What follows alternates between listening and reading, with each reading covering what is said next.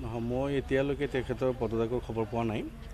বাকী থাকিল নিৰ্বাচনৰ যিটো ৰেজাল্ট ফলাফল, এইটো ইতিমধ্যে আমি প্ৰেছ মিটৰ জৰিয়তে জনাইছোঁ গোটেই অসমবাসীক।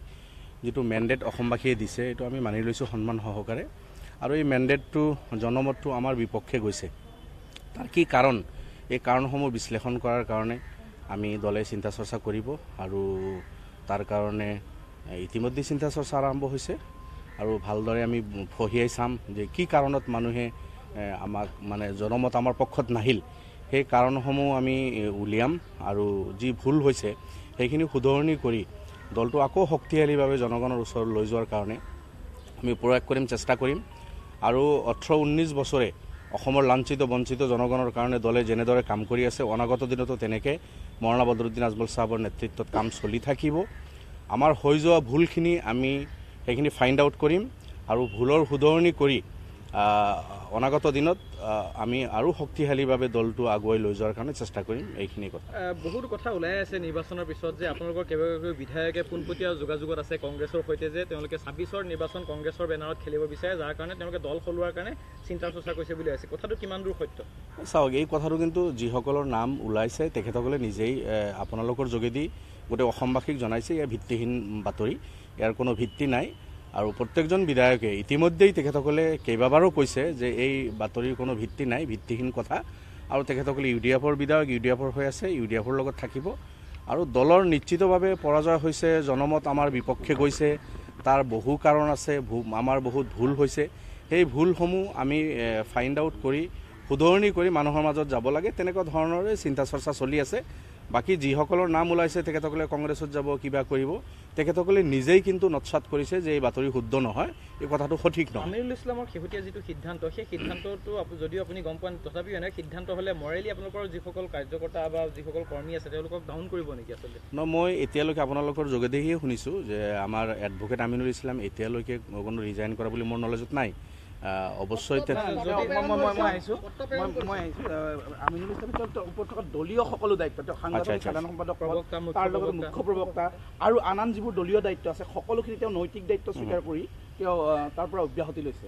মানে সেইখিনিও মই জনা নাই, তাকে মই কৈছোঁ যে তেখেতে মানে আমাৰ সাংগঠনিক সাধাৰণ সম্পাদক, দলৰ এজন বহুতেই অনুভৱী আৰু গুৰুত্বশীল ব্যক্তি, আৰু তেখেতে তেনেকৈ কৰা বুলি মানে তেখেতৰ যি পদ, তেখেতে স্প'ক্সমেন হয়, তেখেতে সাংগঠনিক সাধাৰণ সম্পাদক হয় দলৰ, এই পদসমূহৰ পৰা ৰিজাইন কৰা বুলি মোৰ নলেজত এতিয়ালৈকে নাই। মই আপোনালোকে যেতিয়া কৈছে মই জানিম, আৰু যদি সঁচাকৈ তেনেকৈ কিবা এটা হৈছে তেতিয়াহ'লে হয়তো এইটোৱেই হ'ব যে তেখেতে সাংগঠনিক দায়িত্বত আছে। আমি ধুবুৰীত আমাৰ মাননীয় সভাপতিক লৈ যিটো পৰাজয় আমাৰ হ'ল, গোটেইকেইটা সমষ্টিতে, মানে বিধানসভা ছেগমেণ্টৰ কথা মই কৈছোঁ, গোটেইকেইটা সমষ্টিতে, তেখেতৰ সমষ্টিতো বা আমাৰ সমষ্টিবিলাকতো বহুত কম ভোট আমি পাইছোঁ। কিহৰ কাৰণে পালোঁ?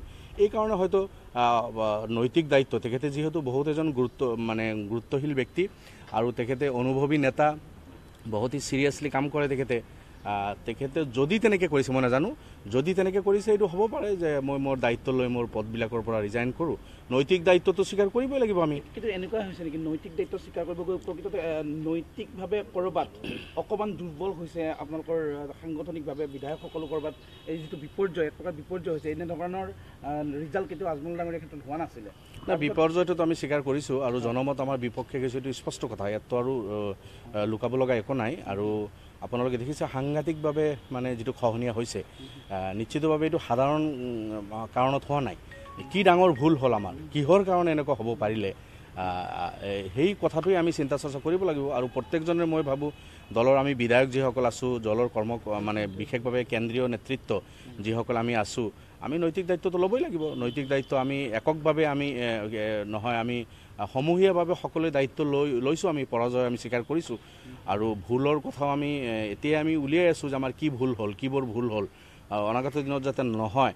আৰু এডভোকেট আমিনুল ইছলামৰ লগত মোৰ ডেইলি দেখা হৈ আছে, আৰু আমি সেই চিন্তাবিলাকে কৰি আছোঁ দলৰ, যে দল অনাগত দিনত কেনেকৈ শক্তিশালী কৰিব পৰা যায়, ভুল হৈ যোৱা ভুলখিনি কেনেকৈ শুধৰণি কৰিব পাৰোঁ, তেখেতে চিৰিয়াছলি তেনেকৈয়ে চিন্তা কৰি আছে। নিৰ্বাচনৰ পূৰ্বৰ পৰা আপোনালোকৰ তিনিগৰাকী বিধায়কক আপোনালোকে চকজ দিবলগীয়া হৈছিলে, অৰ্থাৎ বিধায়কসকলৰ মাজতো অসন্তুষ্টি আছিলে, আৰু এগৰাকীয়ে স্পষ্টকৈ কৈ দিছিলে, নাম লৈছিলে যে কৰিমুদ্দিন বৰভূঞা ডাঙৰীয়াক লৈ অসন্তুষ্ট, এনেধৰণৰ কথাও ওলাইছিলে।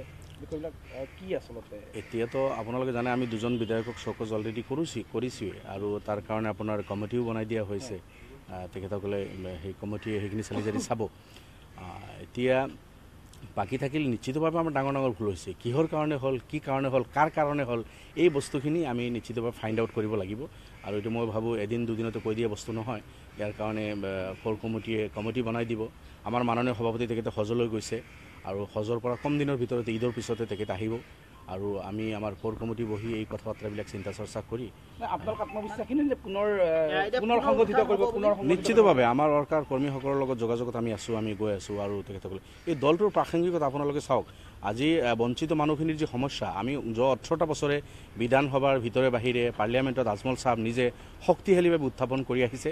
একো কাম হোৱা নাই বুলি কোনেও ক'ব নোৱাৰে। নিশ্চিতভাৱে প্ৰেছাৰ গ্ৰুপ লাগে। আজি বিৰোধী যেতিয়া শক্তিশালী হয় তেতিয়া চৰকাৰো বহু কাম কৰিব লগা কাম কৰিব নোৱাৰে। আজি দিল্লীত আপোনালোকে চাওক, মোদী গভৰ্ণমেণ্ট যদিও হৈছে এটা দুৰ্বল গভৰ্ণমেণ্ট হৈছে, বিৰোধী শক্তিশালী হৈছে বুলি সকলোৱে অনুভৱ কৰি আছে। গতিকে শক্তিশালী বিৰোধী থাকিলে বহুত এজেণ্ডাৰ পৰা চৰকাৰে পিছ হুহুকি আহে, আপোনালোকে জানে। গতিকে এই AIUDF দল থাকিলে আজি আপোনালোকে বিগত দিন চাব, স্বাধীনতাৰ পিছৰ পৰা বিশেষভাৱে সংখ্যালঘু জনতা বা অসমৰ নিপীড়িত কিছু জনগোষ্ঠীক লৈ যি খেল চৰকাৰবিলাকে খেলিছে, আৰু আমাৰ দলৰ জন্মৰ পিছৰ পৰা আমি সেই চাহ জনগোষ্ঠী হওক, সংখ্যালঘু মাইনৰিটিৰ কথাই হওক আৰু অন্যান্য জনগোষ্ঠীৰ কথাই হওক, এই কথা বাৰ্তাবিলাক সবলভাৱে উত্থাপন কৰাৰ কাৰণে চৰকাৰে হয়তো বহুত কাম কৰিব লগা ভাবিছিল, যদি সেইবিলাকৰ পৰা পিছ হুহুকি গৈছে। যেতিয়া মোদী ডাঙৰীয়া আজি মুছলিম ৰিজাৰ্ভেশ্যনৰ ডিছকাশ্যন আপোনাৰ অন্ধ্ৰপ্ৰদেশত হৈছে, মুখেদি অস্বীকাৰ কৰাৰ সাহস পোৱা নাই। আজি কাষ্ট চেঞ্চাছৰ কথা নীতিশ কুমাৰে কৈ আছে বা আপোনাৰ অগ্নিবীৰৰ মানে বিৰোধিতা কৰি আছে, কিন্তু বিজেপিৰ এজেণ্ডাত থকাৰ পিছতো বিজেপি এই বিষয়বিলাকে মুখ খুলিব পৰা নাই। কিয়? আজি নীতিশ কুমাৰ বা চন্দ্ৰবাবু নাইডু তেখেতসকলে ৰিজনাল পাৰ্টি, এই ৰিজনাল ফ'ৰ্চবিলাকে নিপীড়িত মানুহ বা সাধাৰণ মানুহৰ এজেণ্ডা লৈ চলিছিল। এতিয়া মোদী বা বিজেপিৰ এজেণ্ডাৰ লগত নিমিলাৰ পিছতো তেখেতসকলে কিন্তু চলিব লাগিব। সেইকাৰণে মই ভাবোঁ AIUDF দলৰ প্ৰাসংগিকতা আছে। নিপীড়িত মানুহ, সংখ্যালঘু মানুহ আৰু অসমৰ আৰু অন্যান্য যি নিষ্পেষিত জনগোষ্ঠীৰ যি মাত আমি বিগত দিন মাতি আহিছোঁ, এই কথা বাৰ্তাবিলাক কংগ্ৰেছ বা অন্য দলে কোনোদিন নকয় বিধানসভা পাৰ্লিয়ামেণ্টত। সেইকাৰণে মই ভাবোঁ জনগণৰ ওচৰত আমি কথা বাৰ্তাবিলাক লৈ যাম। হয়, আমাৰ ভুলৰ শুধৰণি কৰিব লাগিব। নিশ্চিতভাৱে আমাৰ ডাঙৰ ডাঙৰ ভুল হৈছে, সেই ভুলখিনিৰ শুধৰণি কৰি আমি আকৌ মানুহৰ মাজত যাম। Thank U.